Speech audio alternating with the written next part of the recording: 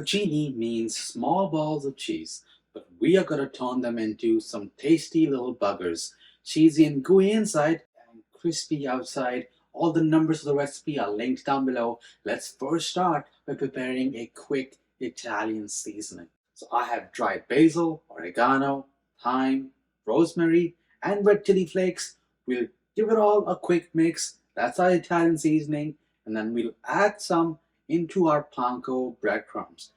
This will be coating our mozzarella balls for some herby goodness. Then we'll season the flour with garlic and onion powder, some salt, some freshly cracked pepper, and give that a mix as well. And on the side here, I have an egg. I'm going to whip that up as well for our wet mix. But I actually ended up needing one more egg as I was breading. So now that the breading station is ready, you want to prepare the bocconcini and you want to get rid of most of the moisture from that cheese. So just drain it all out and add the bocconcini balls to the flour. Mix that around and coat each side well with it. And you want to prevent any leaks while frying, so you really want to make sure the flour is really just stuck all around. Then the best way to transfer this to the egg, the wet mixture, is to place those floured bocconcinis to a fine mesh sieve and then shake it to get any excess flour out. Now you can add this to the eggs, and at this point it's way easier to use a fork or a spoon because you really want to coat each side with the egg, because now you're going to put them back into the flour. Try to get any excess egg out of that flour and leave that in the egg plate. Then we'll repeat this one more time where we'll transfer it back from the flour to the egg, and then we'll transfer this to the breadcrumbs. Now apply light pressure as you roll the mozzarella balls around in the breading to create an even coating.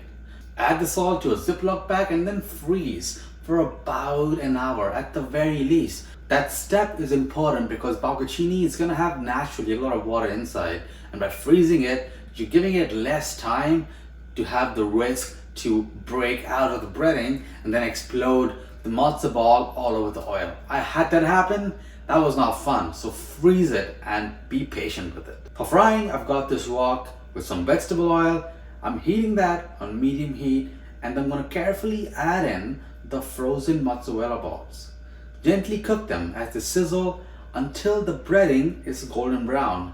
Make sure they don't brown too quickly because otherwise the inside would still be frozen. It should take you between 4 to 7 minutes. And while that happens, how about you guys tell me what cheese snack you want to see next? Make sure to drain any excess oil. I'm serving this with my marinara sauce. Recipes down below, and we need to do a pull one more time.